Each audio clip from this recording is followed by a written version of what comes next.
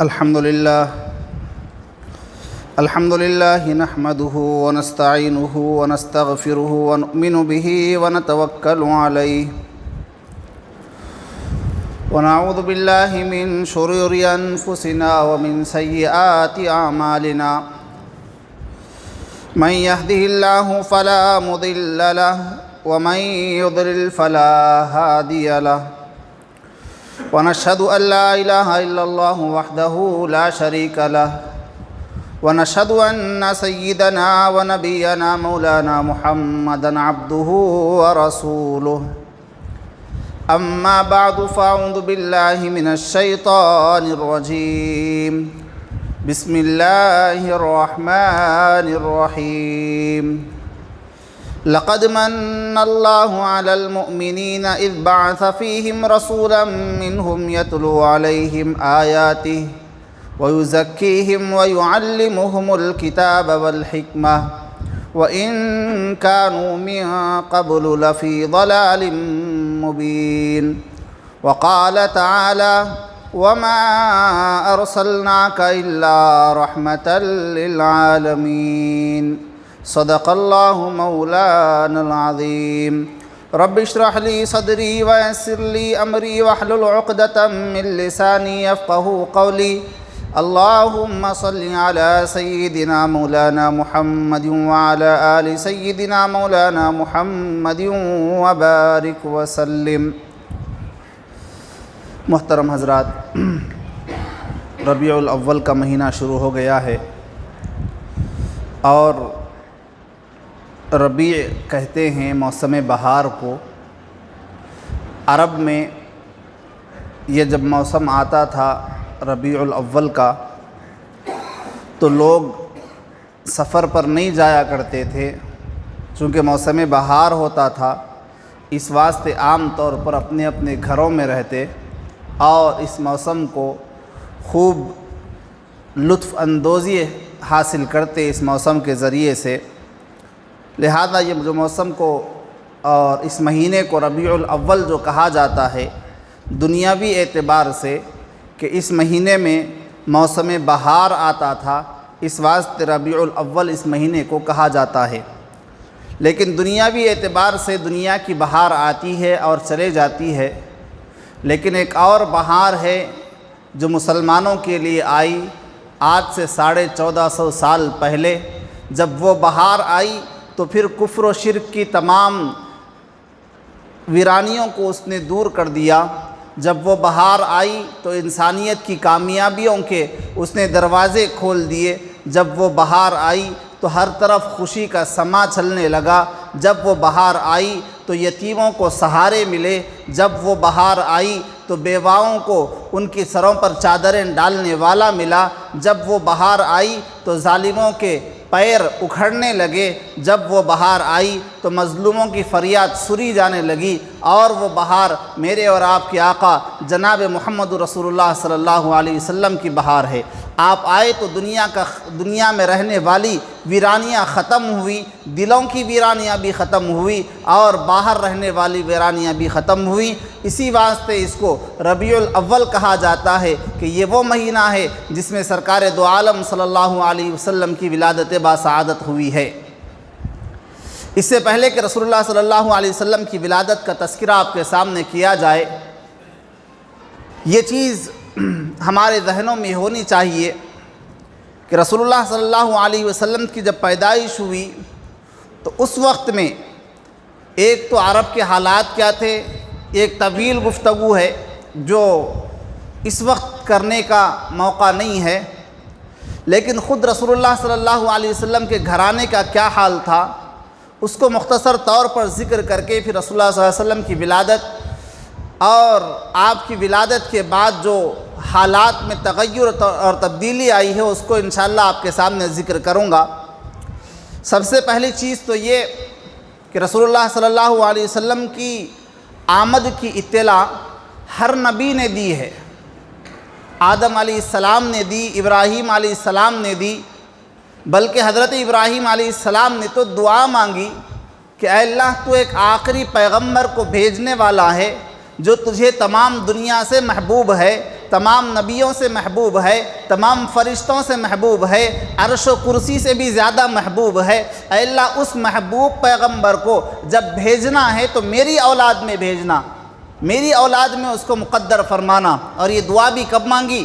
جب مانگی جب کہ اللہ رب العزت نے ہر قسم کی آزمائش لی تھی۔ حضرت ابراہیم علیہ السلام سے کہا بیٹے کو ذبح کرو، کہا بیٹے بچوں کو لے جا کر جنگل میں چھوڑ کر آؤ، پھر اس کے بعد میں آتش نمرود میں ڈالا گیا، نمرود کی آگ میں ڈالا گیا۔ حضرت ابراہیم علیہ السلام کو امتحان پر امتحان دیے، آزمائش پر آزمائشیں جب دی، ہر امتحان میں جب کامیاب ہوئے، جب موقع آیا بیٹے اسماعیل کو شہید کرنے کا، ذبح کرنے کا، تو ذبح کرنے کے واسطے بھی حضرت ابراہیم علیہ السلام تیار ہو گئے۔ اللہ نے پھر دمبے کو بھیجا اور کہا کہ ابراہیم تم امتحان میں کامیاب ہو گئے۔ حضرت ابراہیم علیہ السلام نے کہا اے اللہ بے شک امتحان میں کامیاب ہوا، لیکن امتحان کوئی چھوٹے امتحان نہیں تھے، امتحان تو نے بہت بڑے بڑے امتحان لیے۔ اللہ نے فرمایا کہ بے شک ان ھذا لہو البلاء المبین، ابراہیم یہ بہت بڑے اور سخت امتحان تھے۔ تو ابراہیم علیہ السلام نے کہا اے اللہ جب امتحان بڑا تھا تو انعام بھی بڑا ہونا چاہیے،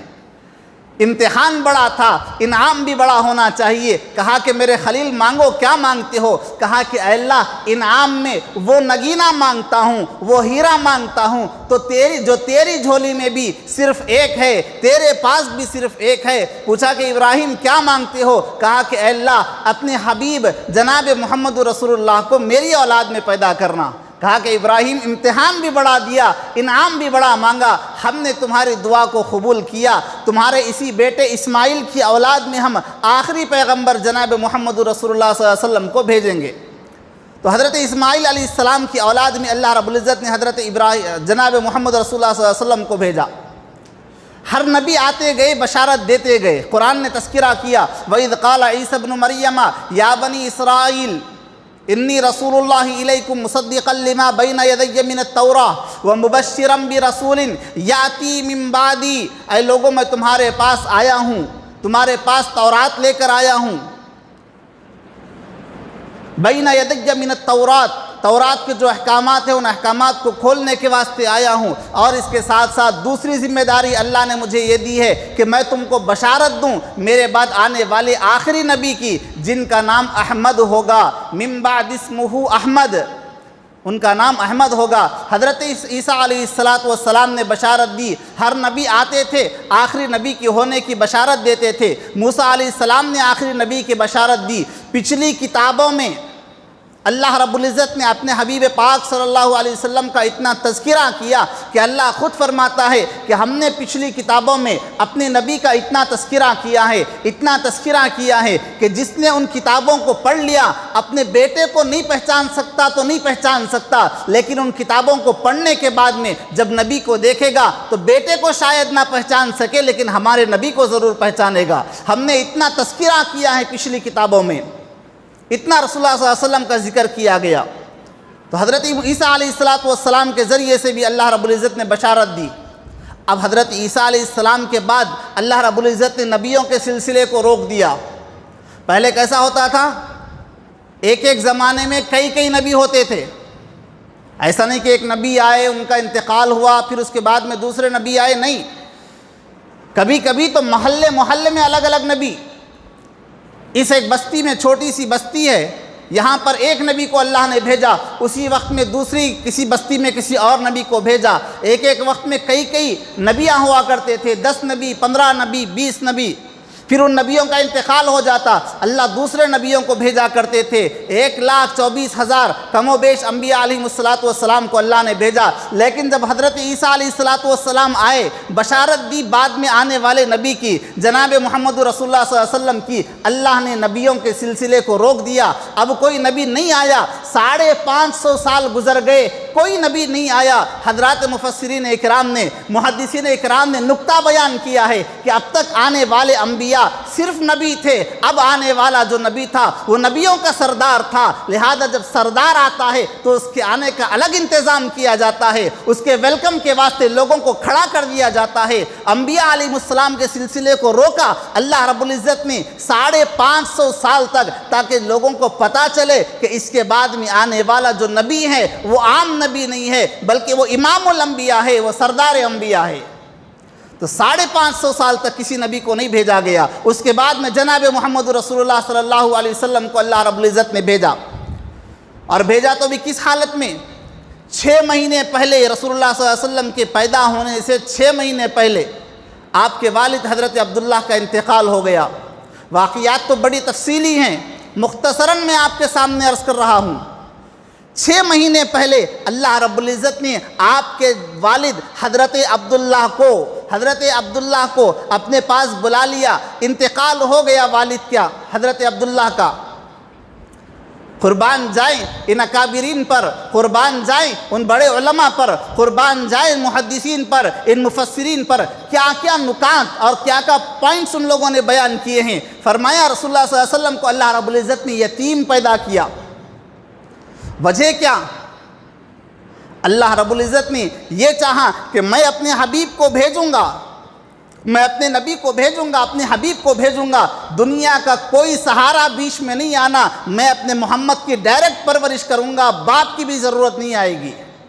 میں اپنے نبی کی ڈائریکٹ پرورش کروں گا، باپ کا سہارا بھی نہیں۔ پیدائش کے واسطے تو باپ کا سہارا لیا گیا، لیکن جب پرورش کا مسئلہ آیا، اے اللہ رب العزت نے فیصلہ کیا اور کہا کہ میں اپنے نبی کی ڈائریکٹ پرورش کروں گا، باپ کا سہارا بھی وہاں پر نہیں رہے گا۔ ایک چیز تو یہ، اور دوسری چیز یہ بیان کی گئی، قیامت تک آنے والے لوگوں کو یہ سبق دیا جائے کہ دیکھو تم کسی یتیم کو کمزور نہ سمجھنا، کسی یتیم کو ذلیل نہ سمجھنا، کسی یتیم کو چھوٹا نہ سمجھنا۔ یتیم ہونا اگر بری چیز ہوتی تو جناب محمد رسول اللہ کو اللہ یتیم پیدا نہ کرتا۔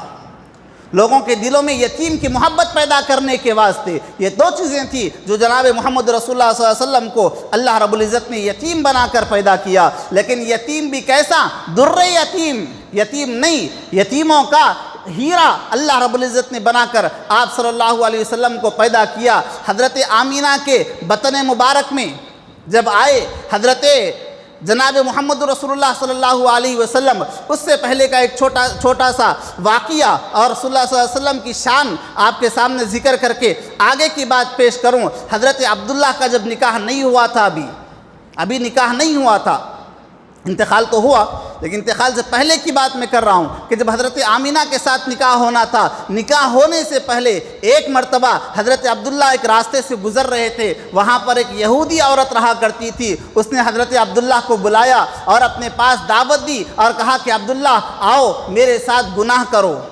حضرت عبداللہ، اللہ رب العزت نے جناب محمد رسول اللہ صلی اللہ علیہ وسلم کی آگے کی جو پوری لڑی ہے، جو پوری پیڑھیاں ہیں، انبیاء علیہ السلام تک، ابراہیم علیہ السلام تک، آدم علیہ السلام تک، پوری باپ سے بیٹا، بیٹے سے بیٹا، بیٹے سے بیٹا، یہاں تک کہ آپ صلی اللہ علیہ وسلم یہاں تک آنے تک اللہ رب العزت نے کسی کو بھی نہ بت پرست بنایا اور نہ ہی کسی کو اللہ رب العزت نے گناہگار بنایا۔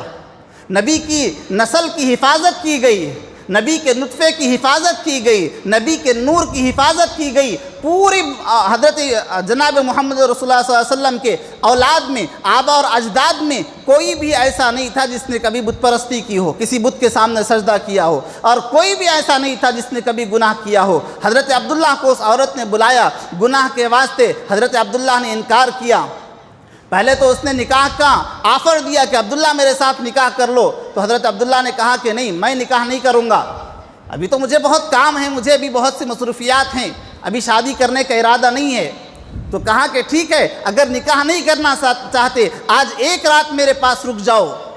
حضرت عبداللہ نے انکار کیا، بڑے پریشان ہوئے۔ پہلے تو بہت عزت کے ساتھ نکاح کا اس نے پیغام دیا، لیکن جب نکاح کا پیغام میں نے نہیں مانا تو یہ عورت مجھے گناہ پر آمادہ کرنے لگی۔ وہاں سے نکل گئے، سفر پر گئے، اس کے بعد حضرت آمینہ کے ساتھ نکاح ہوا۔ نکاح ہونے کے بہت دن کے بعد پھر اسی شہر سے گزر ہوا حضرت عبداللہ کا، وہ عورت یاد آئی، یہودی عورت۔ تو حضرت عبداللہ نے سوچا کہ اس بیچاری کا نکاح کرنے کا ارادہ تھا، میں نے اس وقت میں ریجیکٹ کر دیا تھا، چلو شاید اب بات ہو جائے، اگر اس کی ابھی بھی خواہش ہو تو اس کی یہ خواہش پوری کر دی جائے، اس کے ساتھ نکاح کر لیا جائے، شاید یہ واقعہ ہو سکتا ہے۔ لیکن حضرت عبداللہ جب سامنے سے گزرے تو اس عورت نے ایسی کوئی فرمائش نہیں کی، نہ شادی کی بات کی، نہ ہی اس نے گناہ کی طرف دعوت دی۔ حضرت عبداللہ نے پوچھا، اے اللہ کی بندی تو بڑی عجیب ہے، اس سے پہلے جب میں یہاں سے گزرا تھا تو مجھے میرے ساتھ نکاح کرنا چاہتی تھی، میں نے نکاح کے آفر کو ٹھکرایا، میں نے نکاح کرنے سے انکار کیا تو نے مجھے گناہ کی تک دعوت دے دی تھی، آخر کیا وجہ ہے کہ اب تیری ایسی کوئی خواہش نہیں ہے؟ تو اس یہودی عورت نے کہا، اے عبداللہ سچ سچ بتاؤ، یہاں سے جانے کے بعد میں تم نے کیا کیا؟ حضرت عبداللہ نے کہا کہ میں فلاں ملک کو گیا، اس کے بعد واپس اپنے مکے کو گیا اور وہاں پر میں نے نکاح کر لیا اور اس کے بعد میں پھر یہاں سے گزر ہونا شروع ہوا۔ تو اس نے کہا، اس عورت نے، عبداللہ میں کوئی حسن پرست عورت نہیں ہوں، میں کوئی فاحشہ عورت نہیں ہوں، میں کوئی گناہگار عورت نہیں ہوں، میں رستے پر آنے جانے والے ہر مرد کو دیکھ کر اپنی زبان نہیں للچایا کرتی، میری آنکھوں میں بھی شرم و حیا ہے، میری آنکھوں میں بھی شرم و حیا ہے، میں خاندانی عورت ہوں، بازار میں گزرنے والے ہر مرد پر میں اپنی آنکھوں کو نہیں ٹکایا کرتی۔ لیکن عبداللہ تمہارے ساتھ معاملہ کچھ اور تھا، جب تم یہاں سے گزرے میں نے تمہاری پیشانی پر وہ نور دیکھا جس نور کا تذکرہ ہماری کتابوں میں کیا گیا تھا کہ یہ ایسا نور ہے جو نبی آخر الزمان جناب محمد رسول اللہ صلی اللہ علیہ وسلم بن کر آئے گا۔ تو میری یہ خواہش ہوئی کہ تمہارا نکاح میرے ساتھ ہو جائے تو وہ اولاد اللہ مجھے عطا کرے جو آخری نبی کی صورت میں دنیا والوں کے سامنے آنے والی ہے۔ اس واسطے میں نے تم سے نکاح کی گزارش کی، لیکن جب تم نے نکاح نہیں کیا تو میں نے پھر تم کو گناہ کی دعوت دی تھی، تم اس سے بھی اپنے آپ کو بچا کر نکل گئے۔ میں کوئی بری عورت نہیں ہوں، اللہ نے تمہاری اولاد میں آخری نبی کو جس کے بعد کوئی نبی آنے والا نہیں، اللہ نے تمہاری اولاد میں رکھا ہے۔ تو اس طریقے سے اللہ رب العزت نے حضرت عبداللہ کے ذریعے سے حضرت آمینہ کے پیٹ میں جناب محمد رسول اللہ صلی اللہ علیہ وسلم کو پہنچایا۔ جب رسول اللہ صلی اللہ علیہ وسلم حضرت آمینہ کے پیٹ میں آئے، بڑی ہی عجیب و غریب کیفیت حضرت آمینہ بیان فرماتی ہیں۔ جیسے ہی یہ لڑکا، یہ حضرت آمینہ فرماتی ہیں اپنے بیٹے کے تعلق سے، جیسے ہی میرا بچہ میرے پیٹ میں آیا میری کیفیت بدل گئی، فرشتے میرے سامنے آ کر مجھے سلام کیا کرتے تھے، میں جس راستے سے گزرتی تھی درخت مجھے سلام کرتے تھے، مجھے فرشتے نظر آنا شروع ہو گئے تھے، اور فرشتوں نے آ کر حضرت آمینہ کو خواب میں بشارت دی، آمینہ خوش ہو جاؤ، اللہ نے پورے نبیوں کے سردار کو تمہارے پیٹ میں بھیجا ہے۔ حضرت آمینہ فرماتی ہیں ہر ماں کو کچھ نہ کچھ تکلیف ہوتی ہے جب بیٹا اس کے پیٹ میں آتا ہے، کچھ نہ کچھ نہیں بلکہ بہت تکلیف ہوتی ہے، لیکن حضرت آمینہ فرماتی ہیں کہ میرے پیٹ میں میرا بیٹا آیا، بڑی ہی عجیب و غریب اس لڑکے کی شان تھی، میرے پیٹ میں آیا، خدا کی قسم 9 مہینے رہا، کبھی ذرہ برابر بھی مجھے تکلیف محسوس نہیں ہوئی، نہ ولادت کی تکلیف نہ پیٹ میں رکھنے کی تکلیف۔ کتابوں میں آتا ہے، حضرت آمینہ فرماتی ہیں 9 مہینے گزر گئے، ایک مرتبہ ذرہ برابر تکلیف نہیں ہوئی۔ تکلیف نہ ہونا تو بہت دور کی بات ہے، حضرت آمینہ فرماتی ہیں میری کیفیت تو ایسی بن گئی تھی، جب یہ بچہ میرے پیٹ میں تھا میری کیفیت ایسی بن گئی تھی، میں کسی نوکیلے پتھر پر اپنا پیر رکھ دیتی تھی تو وہ پیر جیسے ہی اس نوکیلے پتھر پر پڑتا تھا، میرا وہ پیر جیسے ہی اس نوکیلے پتھر پر پڑتا تھا وہ پتھر روئی کے گالے کی طرح نرم پڑ جاتا تھا۔ ابھی رسول اللہ صلی اللہ علیہ وسلم پیٹ میں آئے ہیں، ابھی نبی رحمت پیٹ میں آئے ہیں، تکلیفوں کو دور کرنے والے، مصیبتوں کو ہٹانے والے، وہ نبیوں میں رحمت لقب پانے والا، مرادیں غریبوں کی بر لانے والا، وہ نبیوں میں رحمت لقب پانے والا، مرادیں غریبوں کی بر لانے والا، مصیبت میں ہر ایک کے کام آنے والا، وہ اپنے پرائے کا غم کھانے والا، ایسا نبی جب حضرت آمینہ کے پیٹ میں آیا ماں کو کیا تکلیف دیتا؟ یہ تو تکلیفوں کو دور کرنے آیا تھا، یہ اپنی ماں کو کیا تکلیف دیتے؟ یہ تو لوگوں کی تکلیفیں دور کرنے آئے تھے، یہ تو مصیبت میں پڑے ہوئوں کو مصیبتوں سے نکالنے آئے تھے، یہ تو غم میں پڑے ہوئے لوگوں کو غم سے نکالنے کے واسطے آئے تھے۔ فرماتی ہیں حضرت آمینہ بڑی عجیب کیفیت بن گئی تھی، کبھی راستے میں جاتی جاتی مجھے بلغم آتا، میں تھوکتی تھی اور میں بڑی پریشان ہوتی تھی کہ زمین کے جس حصے پر میں تھوکتی تھی وہاں پر زمین پھٹتی اور اس تھوک کو اندر لے لیتی تھی تاکہ بعد میں آنے والے کسی اور کے قدم نہ پڑیں کہ اے لوگوں یہ کسی عام عورت کا تھوک نہیں ہے، یہ نبی آخر زمان جناب محمد رسول اللہ صلی اللہ علیہ وسلم کی ماں کا تھوک ہے، خبردار کسی کا قدم اس تھوک پر نہ پڑے۔ فرماتی ہیں عجیب و غریب قسم کی خوشبو، حدیث کی کتابوں میں آتا ہے، روایت میں آپ کے سامنے سنا رہا ہوں، کتابوں میں آتا ہے لوگوں نے حضرت عبدالمطلب سے، جو رسول اللہ صلی اللہ علیہ وسلم کے دادا ہیں، ان سے شکایت کی کہ عبدالمطلب تم اپنی ذرا بہو کو سمجھاؤ کہ وہ بڑی عجیب قسم کی خوشبو لگا کر باہر نکلتی ہے، جب پانی لینے کے واسطے کنویں پر آتی ہیں تو ایسی عجیب و غریب قسم کی خوشبو لگاتی ہیں کہ ہم نے پورے مکے کے بڑے بڑے سرداروں کو دیکھا، ان سرداروں کے پاس وہ خوشبو نہیں ہے جو تمہاری بہو استعمال کرتی ہے۔ ایک تو ہیں بیوہ، ان کو کون لا کر دیتا ہے؟ اتنی قیمتی خوشبو یہ کیسے استعمال کرتی ہیں؟ کہاں سے آخر منگواتی ہیں؟ کہو کہ وہ خوشبو لگا کر باہر نہ نکلیں۔ حضرت عبدالمطلب کے سامنے بات آئی، حضرت عبدالمطلب نے بہو کو بلایا۔ بہو بھی اعتماد والی بہو تھی، لیکن لوگوں کی شکایتیں بھی تو آ رہی تھی، اور حضرت عبدالمطلب خود بھی تو سن رہے تھے ایسی خوشبو جو پورے زمانے میں کہیں نہیں پائی جاتی۔ لوگوں نے شکایت کی آ کر مکے والوں نے، ان کو کیا پتا تھا کہ یہ اس نبی کے پسینے کی خوشبو ہے جس کے صدقے میں اللہ نے عطر کو پیدا کیا ہے، یہ اس نبی کے پسینے کی خوشبو ہے۔ فرماتے ہیں صحابی رسول اللہ صلی اللہ علیہ وسلم کے پسینے کو ایک صحابی اپنی شیشی میں جمع کرتے تھے۔ رسول اللہ صلی اللہ علیہ وسلم نے ایک مرتبہ دیکھا، پوچھا کیا کرتے ہو؟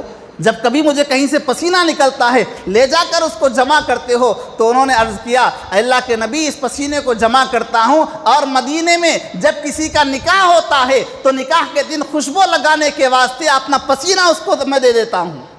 تو اتنا خوشبو والا نبی جب حضرت آمینہ کے پیٹ میں آیا، فرماتی حضرت آمینہ، حضرت عبدالمطلب نے پوچھا، اے بی بی آمینہ، اے میری بہو، آخر یہ خوشبو کیسی ہے جو تم لگاتی ہو؟ پورے مکے والے پوچھتے ہیں، سوال کرتے ہیں۔ حضرت آمینہ کی آنکھوں میں آنسو آئے، اور آنکھوں میں آنسو آنے کے بعد میں کہا اپنے سسر سے، ابا جان میں کوئی خوشبو نہیں خریدتی، میرے پاس وہ پیسے کہاں ہیں اتنی قیمتی خوشبو خریدنے کے واسطے؟ ابا جان مسئلہ بڑا عجیب ہے، جب سے یہ لڑکا میرے پیٹ میں آیا ہے میری تو دن رات بدل گئی ہیں، میری تو دنیا بدل گئی ہے۔ آپ خوشبو کی بات کرتے ہیں، میرا عالم یہ ہے کہ مکے کا وہ کنواں جو بہت ہی گہرا ہے، پانی بہت اندر ہے، مکے کی عورتیں وہاں سے پانی نکالنے کے واسطے بہت کوششوں کے بعد پانی نکالتی ہیں، رسی کا بڑا ڈول ڈالنا پڑتا ہے، پانی بہت اندر ہوتا ہے، پانی نکالنے کے واسطے مصیبتوں کے ساتھ پانی نکالا جاتا ہے۔ ابا جان آپ خوشبو کی بات کرتے ہیں، جب اس کنویں پر میں پانی لینے کے واسطے جاتی ہوں پانی خود بخود کنویں کے اوپر آ جاتا ہے۔ یہ جب سے میرے پیٹ میں بچہ آیا ہے میری کیفیت بدل گئی ہے، کسی پتھر پر پیر رکھتی ہوں تو پتھر روئی کے گالے کی طرح نرم ہو جاتا ہے، میں کہیں پر تھوکتی ہوں تو تھوک زمین کے اندر چلا جاتا ہے، اس تھوک کے اندر سے بھی خوشبو آنے لگتی ہے۔ جب کسی کنویں پر پانی لینے کے واسطے جاتی ہوں تو کنویں کا پانی خود بخود اوپر آ جاتا ہے۔ یہ عجیب و غریب کیفیت گزری۔ حضرت آمینہ فرماتے ہیں ولادت کی رات آئی، اس رات میں بھی کوئی تکلیف نہیں، ولادت کی تکلیف بڑی سخت تکلیف، لیکن حضرت آمینہ فرماتی ہیں مجھے کوئی تکلیف نہیں ہوئی، لیکن عجیب و غریب معاملہ ہوا۔ جب یہ لڑکا پیدا ہونے کا وقت آیا، اللہ رب العزت نے رسول اللہ صلی اللہ علیہ وسلم کی ولادت کے واسطے جس وقت کو طے کیا، جو وقت سلیکٹ کیا، صبح صادق کا وقت۔ صبح دو قسم کی ہوتی ہے، ایک صبح کاذب، ایک صبح صادق۔ صبح کاذب کسے کہتے ہیں؟ اگر اردو میں ترجمہ کیا جائے تو جھوٹی صبح، جھوٹی یعنی کہ دکھتی ہے صبح لیکن صبح ہوتی نہیں، دکھنے میں نظر آتا ہے کہ صبح ہو گئی، آپ سمجھ جائیں گے صبح ہوگی، باہر نکلیں گے تھوڑی دیر بات کریں گے پھر اندھیرا نظر آئے گا، تو اس کو کہتے ہیں صبح کاذب، نظر آتی ہے صبح ہو گئے جیسا لیکن ہوتی نہیں۔ پھر اس کے بعد میں ایک صبح آتی ہے جس کو صبح صادق کہا جاتا ہے، سچی صبح، کہ اس صبح کے آنے کے بعد میں پھر اس کے بعد اندھیرا نہیں آتا، شام تک اسی طریقے سے صبح رہتی ہے۔ اللہ رب العزت نے رسول اللہ صلی اللہ علیہ وسلم کو صبح صادق کے وقت میں پیدا کیا اور لوگوں کو یہ پیغام دیا کہ جس طریقے سے صبح صادق کے بعد میں کوئی اور صبح نہیں آ سکتی، اسی طریقے سے میرے نبی کے آنے کے بعد میں کوئی اور نبی نہیں آ سکتا۔ تو اللہ رب العزت نے صبح صادق کے وقت میں رسول اللہ صلی اللہ علیہ وسلم کو اس دنیا میں بھیجا۔ حضرت آمینہ فرماتی ہیں جیسے ہی لڑکا پیدا ہوا میری پیٹ سے باہر نکلا، عجیب و غریب سما میں نے دیکھا کہ اتنا نور میرے کمرے میں آ گیا، اتنی روشنی میرے کمرے میں آ گئی کہ میں مکے کے ایک چھوٹے سے گھر میں، ایک چھوٹے سے گھر کی ایک چارپائی پر لیٹی ہوئی تھی، لیکن میں وہاں بیٹھ کر بصرہ کے محلوں کو میں دیکھ رہی تھی۔ وہاں کے جو بڑے بڑے محل تھے وہ محل میرے سامنے آ رہے تھے۔ جب روشنی زیادہ ہو جاتی ہے، نور زیادہ ہو جاتا ہے تو دور کی چیزیں بھی آسانی سے نظر آ جاتی ہیں۔ سورج یہاں سے بہت دور ہے، آسمان پر رہنے والے ستارے یہاں پر بہت دور ہیں، اور آسمان پر چمکنے والا چاند یہاں سے بہت دور ہے، لیکن یہاں سے نظر کیوں آ جاتا ہے؟